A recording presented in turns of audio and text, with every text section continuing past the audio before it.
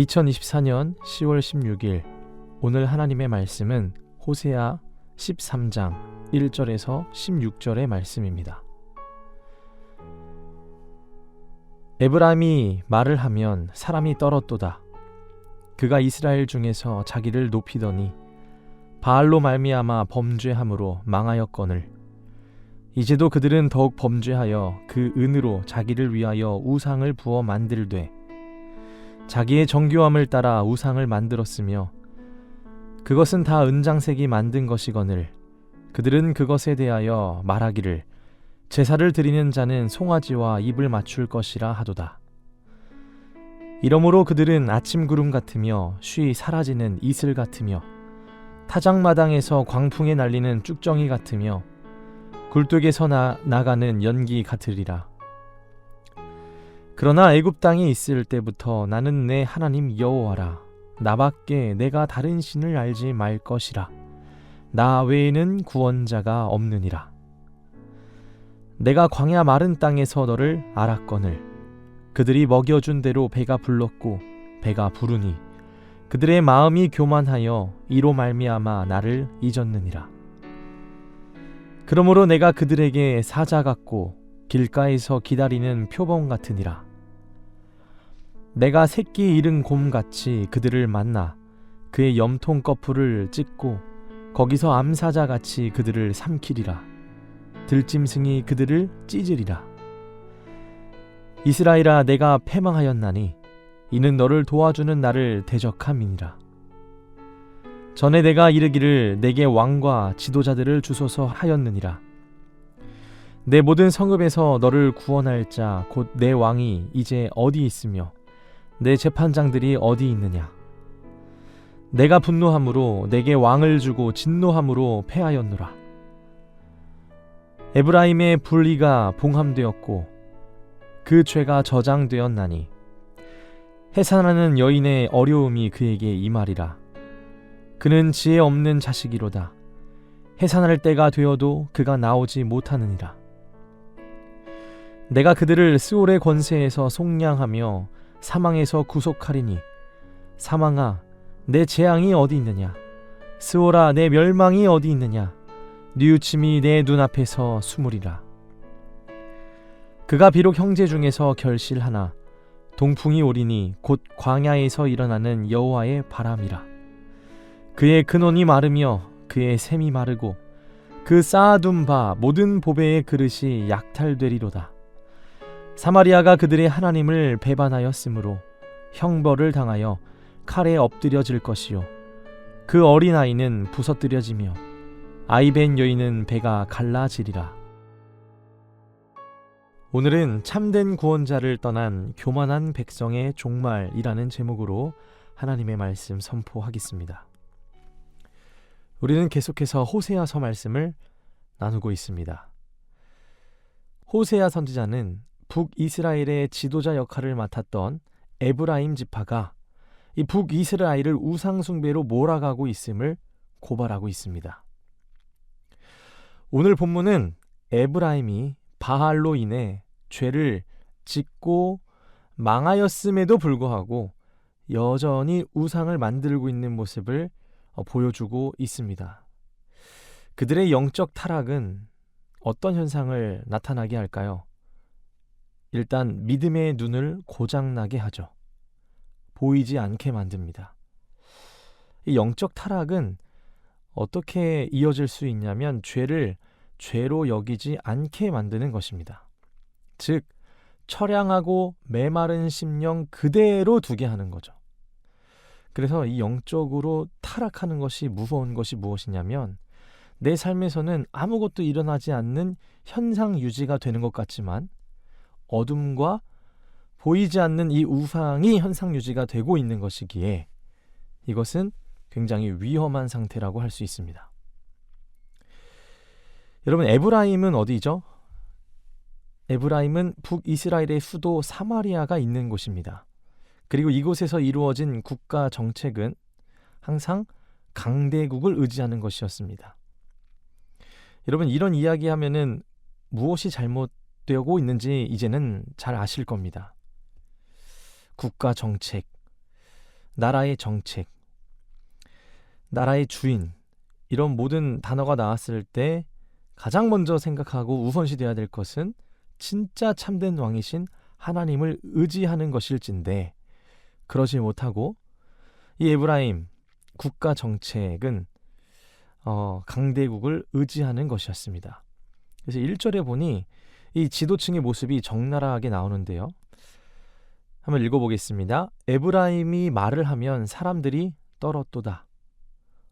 그가 이스라엘 중에서 자기를 높이더니 바알로 말미암아 범죄함으로 망하였거늘. 여러분, 역사적으로 정확하게 보여주고 있는 거예요. 자기를 높이더니 바알로 말미암아 범죄함으로. 그러니까 범죄했다까지 끝날 수도 있는데 그 결과를 말해주죠. 망하였다. 여러분, 1절에 나와 있는 모습이 바로 이 리더십을 가지고 있는 지도층의 모습이었습니다.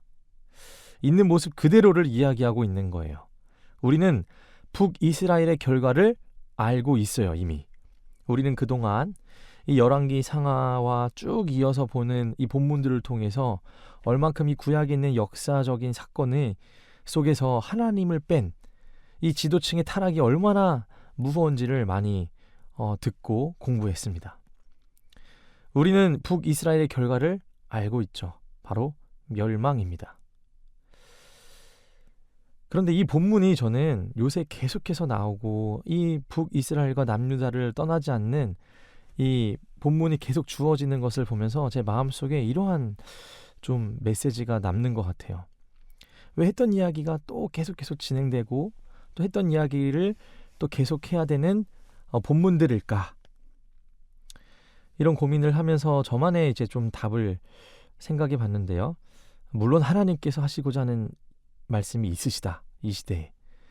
근데 그러면서 더 집요하게 이 부분에 대한 말씀이 이 새벽마다 선포되어질 때 진짜 얘기하고 싶은 것은 결과가 이 멸망이지만 그것보다는 이 영적 타락의 과정이 얼마나 치밀하고 얼마나 집요하게 신자들에게 다가오는지를 더 구체적으로 보여주기 위해서 하나님께서는 이 말씀들을 우리에게 주시고 있다라는 생각을 하게 되었습니다. 맞습니다, 여러분. 우리는 쉽게 일반화시키고 효율적으로 답을 아는 걸 좋아해요. 그래서 이 역사를 보면서도 멸망했지. 이유가 그것 때문이래. 딱 그 정도의 짧고 요약된 내용을 듣고 기억하는 것, 그걸로 만족할 때가 있거든요. 물론 그것도 중요하지만. 근데 하나님께서 이 본문을 계속 주시는 것 내면에는 어떤 뜻이 담겨져 있냐면 일단은 자신들도 알지도 못하게 멸망이 된 거예요. 이게 죄인지도 모르고. 그래서 우리에게 들여다보고자 하는, 우리에게 주의를 집중시키는 부분은 무엇이냐 하면 바로 그 타락의 과정의 치밀함, 그리고 집요하게 신자들에게 다가오는 이 우상과 그리고 나를 높이는, 그리고 이 교만의 유혹에 집중하라는 거예요. 그게 얼마나 위험한지. 결과만 보지 말고 과정을 보라라고 요청하는 것처럼 느껴지고, 제가 그렇게만 느끼고 있는 줄 알았는데 본문에서는 계속해서 그 부분을 짚고 있다는 사실입니다. 여러분, 우리가 그래서 이 호세아 말씀을 통해 심판의 메시지가 선포되지만 이 멸망의 과정이 어떠한지를, 그리고 그 이유가 무엇인지를 더 선명하게 볼 수 있죠. 오늘 1절에 보니 호세아는 이러한 모습을 정확하게 표현하는 부분이 하나 있습니다. 1절에 그 답이 있는데요. 바로 자기를 높였다라고 표현합니다. 그러니까 하나님을 높이지 않고 자신을 높인 거예요. 여러분, 하나님을 높이지 않는 삶, 그리고 나만 높이는 삶, 그렇게 살라고 우리가 요청했을 때 그 누가 자신 있게 그렇게 살아갈 수 있겠습니까? 왜냐하면은 우리는 그것이, 그 길이 멸망의 지름길인 것을 알고 있기 때문에 당연히 그 길로 못 가겠죠. 그런데 항상 이 사단은 치밀한 게 멸망의 그 결과는 보여주지 않고 과정 속에 눈앞에 있는 이익과 그 어떠함을 더 집중하게 만듭니다. 자, 그래서 우리가 이 과정에 좀 더 집중했으면 좋겠어요. 어떻게 이들이 멸망해 갔는지. 여러분, 하나님을 잊으면 우리는 거룩하지 않은 것을 쫓게 되어 있습니다. 다시 한번 말씀드립니다. 하나님을 잊으면 우리는 거룩하지 않는 것을 쫓게 되어 있어요.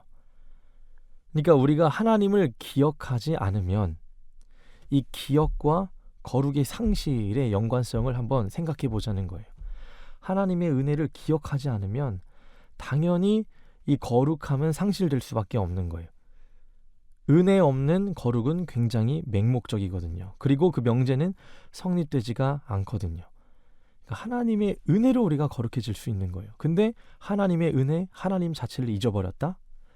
당연히 거룩하지 않는 것들을 쫓을 수밖에 없게 되어 있습니다. 그리고 세상의 방법이 우선시 되어지죠. 그러다 보면 스스로를 과시하게 되고 탐욕과 직결된 신앙에 타락이 오게 됩니다. 네, 그 과정을 보여주고 있고 오늘 본문은 그 길의 결과가 바로 멸망임을 또 이야기해주고 있죠. 고로 여러분, 우리는 에브라임의 길이 아닌 하나님께 가는 길, 하나님의 임재로 가는 길, 생명의 길, 길과 진리 생명 되신 예수님을 의지해야지만이 멸망이 아닌 생명의 길을 갈 수 있다는 것입니다.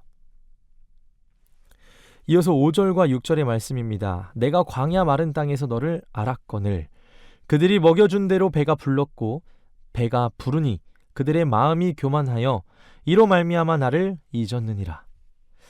이스라엘 백성은 출애굽해서 가나안 땅에 들어가기 전까지 어디에서 지냈죠? 광야에서 지냈습니다. 그래서 이제 레위기, 창세기, 출애굽기, 레위기, 신명기, 여호수아, 이 모세오경 포함한 여호수아까지 이 6개의 책을 보면은 이런 과정들이 잘 나오잖아요. 근데 여러분, 광야는 어떤 곳이었죠? 굉장히 척박하고 메마른 땅이라 이 광야라는 단어만으로도 정서적으로 굉장히 힘들어요. 근데 특별히 우리가 이 민수기 말씀을 통해 보면 이 가데스 바네아 이야기가 나오고 38년 동안 이제 돌고 도는 이야기가 나오잖아요. 근데 그 시간이 굉장히 의미 없는 시간인 것 같지만 잘 깊이 생각해 보면은 그 광야는 사실 하나님과 단둘이 있을 수 있는 시간이죠. 그리고 하나님의 체육관 안에서 훈련받는 시간이기도 하죠. 그곳에서 하나님께서는 이스라엘 백성에게 선명하게 자신을 또 나타내기도 하셨죠. 그러면서 그 광야에서도 은혜를 경험한 이스라엘 백성들은 이 광야의 아픔이 역전되어 하나의 추억이요 은혜의 하나님으로 기억되곤 하는 곳이 바로 광야였습니다. 그 마른 땅에서도 너를 알았거늘. 이렇게 오늘 하나님이 5절에서 얘기하시잖아요. 마른 땅으로 보이지만 내가 있을 때 그곳은 마른 땅이 아닌 물든 동산이었잖아, 얘들아. 좀 이렇게 얘기하시는 거예요. 그 시절을 기억해야 하는데, 이런 이스라엘 백성들은 기억하나요? 하지 않나요? 하나님의 체육관에서 있었던, 그리고 하나님과 단둘이 있었던 그 시간들을 기억하지 못하는 거예요. 여러분, 우리가 꼭 인생을 살면서 가져가야 할 두 글자가 있어요. 무엇이냐 하면 그것은 바로 함께라는 단어입니다. 이 두 글자, 광야의 삶이어도 그곳에서도 하나님과 함께라면 그곳이 불안전했나요? 안전했나요? 네, 가장 안전한 곳인 줄로 믿으시기 바랍니다. 그러나 그 사실을 잊어버리면, 함께라는 단어, 하나님과 함께 하심을 잊어버리면 그곳은 가장 불안한 곳이죠. 그리고 그 시절이 아무리 좋은 추억이어도 좋은 추억마저도 잊어버리고 하나님이 함께 하신다는 사실까지 잊어버리면 그의 삶은 가장 불안한 삶이 시작되는 것입니다. 여러분, 항상 하나님이 함께하고 계심을 믿으시길 바라고, 그 함께 하시는 하나님이 여러분들의 마음을 주장하도록 여러분이 능동적으로 선포하시며 기도하시길 바랍니다. 이어서 6절입니다. 중요한 말씀이죠. 그들이 먹여준 대로 배가 불렀고 배가 부르니 그들의 마음이 교만하여 이로 말미암아 나를 잊었느니라. 저는 이 13장에서 6절이 굉장히 중요하다 생각하는데 그 이유는 이들이 왜 교만해졌는지에 대해서 정확하게 이유가 나오기 때문입니다. 먹여준 대로 배가 불렀고 배가 부르니 그들의 마음이 교만하여져서 이로 말미암아 나를 잊었느니라.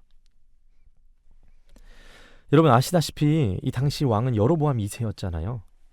이 군사력이 그들의 나라를 지킬 수 있다. 뭔가 이 다윗과 같은 어떠한 왕처럼 힘이 있다. 그렇게 착각했을 수도 있을 것 같아요. 했죠, 당연히. 근데 빠진 게 있어요. 다윗은 하나님을 사랑했고 하나님이 그 나라의 주인임을 계속 이야기했던 사람이에요. 근데 여로보암 2세는 우상을 드리며 이 군사와 무역 이 활동, 이러한 정치적이고 경제적인 것이 그 나라의 가장 큰 힘이라고 생각했던 거예요. 근데 이것은 그 당시 역사가 주는 교훈이 아니죠. 하나님이 역사의 주인이고 나라의 왕이신데 그 사실을 기억하지 못하고 그들의 군사력에 그들의 생명을 걸었던 것입니다. 교만한 생각이었습니다. 여러분 교만은 어떤 거냐 하면요, 이 C.S. 루이스도 교만이 가장 큰 죄라고 이야기하잖아요. 교만은 하나님께서 C.S. 루이스를 떠나 하나님께서 정말 가장 싫어하는 죄잖아요. 그리고 그 교만 때문에 인류의 타락, 죄가 들어왔잖아요. 여러분 이 교만은 어떤 특성을 가지냐면은 하나님께서 주시는 좋은 것들도 그 자체가 어떻게 보면 좋은 건데 그 좋은 것을 궁극적인 목적으로 만들어버리는 특성이 있어요. 교만하면 하나님께서 주시는 나에게 좋은 명예, 그리고 나의 돈, 이런 것들이 사실은 나쁜 건 아니잖아요. 여러분 권위도 사실은 좋은 거예요. 권위주의가 안 좋은 거지. 영적 권위, 명예, 돈, 집, 관계, 많은 것들을 하나님께 주시지만 여러분 교만은 이 선물을 그 자체가 궁극적인 목적이 되게 하는 특성이 있다는 거예요. 그래서 하나님의 은혜를 궁극적으로는 이 모든 것들이 하나님의 은혜입니다라고 고백해야 되는데 이 하나님의 은혜가 아닌 그 자체가 목적이 되어버리는 거죠. 그래서 하나님의 은혜를 망각하게 만든다는 것입니다. 그래서 6절에 보니 마음이 교만해진 거예요. 먹여준 대로 배가 불렀어요. 사실 감사가 먼저 나와야 되는데 그들에게 이제 이 교만이 나왔다라는 것은 뭔가 잘못했다는 걸 명확하게 이야기하고 있는 거죠. 백성들에게 있었던 가장 큰 죄는 바로 교만이었습니다. 그 결과가 여러분 어떠했죠? 14절의 말씀입니다. 14절의 말씀 제가 읽어보겠습니다. 내가 그들을 스올의 권세에서 속량하며 사망에서 구속하리니 사망아 내 재앙이 어디 있느냐, 스올아 내 멸망이 어디 있느냐, 뉘우침이 내 눈앞에서 숨으리라. 여러분 하나님께서는 늘 우리를 있는 모습 그대로 받아주시고 사랑해 주시지만 그대로 두시는 분은 아닙니다. 그대로 방치하는 분이 아니에요. 사랑하시기 때문에, 그리고 아버지시기 때문에 그대로 두지 않고 그들이 성장하길 원하세요. 그래서 때로는 심판도 하시고 징계도 내리시며 그들을 회초리로 치시며 다시금 옳은 길로 돌아오게 한다는 거예요. 지금 오늘 이 14절의 말씀 거의 마지막 절인데요. 14, 15, 16절까지 이렇게 하나님이 얘기하시는 것 같아요. 목이 고다 이 교만에 사무쳐 회개하지 않는 백성들아. 그 결과가 어떠한지를 정확하게 얘기하는 거예요. 한마디로 사망 예고입니다. 하나님을 의지하지 않는 삶, 그리고 교만한 삶이, 그리고 하나님의 은혜를 기억하지 않는 삶이 어떠한지를, 그 결과가 어떠한지를 이 말씀을 통해 이야기해주고 있습니다. 사랑하는 여러분, 우리 하나님께서는 광야도 생명으로, 그리고 또 광야도 에덴으로 바꾸실 수 있는 분이에요. 그렇게 바꾸셨어요. 그런데 그 은혜를 이들은 은혜로 받아들이지 못하고 교만하여 오히려 하나님 보시기에 합당하지 못한 자녀와 그러한 예배자의 모습으로 나아갔습니다. 합당하지 못했던 것이고 그리고 결국은 멸망의 소식을 듣습니다. 오늘 이 과정들 그리고 이 내용들을 보시면서 우리가 어떻게 하면 하나님을 더욱더 의지할 수 있을지 한번 생각해 보시기 바랍니다. 내 삶에 나도 모르는 교만, 그리고 내 삶에 하나님의 은혜를 망각하고 기억하지 않는 습관, 이런 것들을 우리가 한번 돌아보시면서 마땅히 참된 구원자이신 하나님을 인정하시고 오늘 나의 교만을 회개하시며 믿음으로 승리하시는 하루 되시길 주님의 이름으로 축복합니다. 기도하겠습니다. 하나님 아버지 감사합니다. 참된 구원의 주님을 떠난 이 백성들의 종말은 멸망입니다. 하나님, 오늘 중요한 키워드, 그 멸망으로 가는 이 중요한 장애물, 중요한 키워드는 교만입니다. 교만하지 않게 하시고 하나님이 내 삶의 주인이심을 고백하게 하시고 회개케 하시고 온전히 나의 왕이심을 고백하며 말씀으로 승리하는 하루가 되게 하여 주옵소서. 감사드리며 예수님의 이름으로 기도드립니다. 아멘.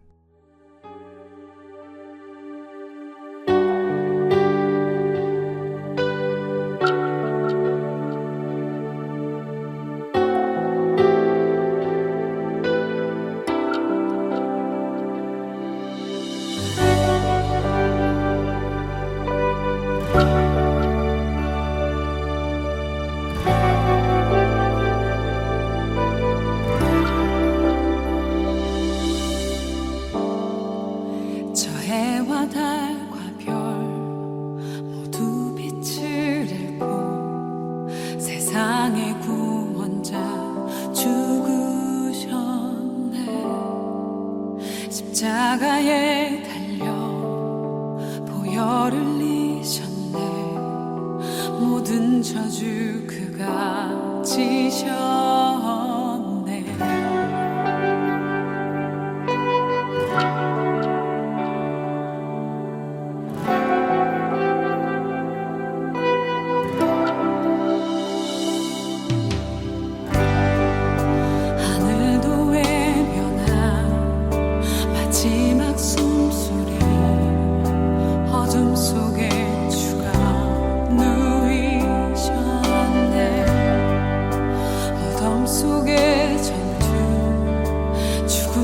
싸웠네.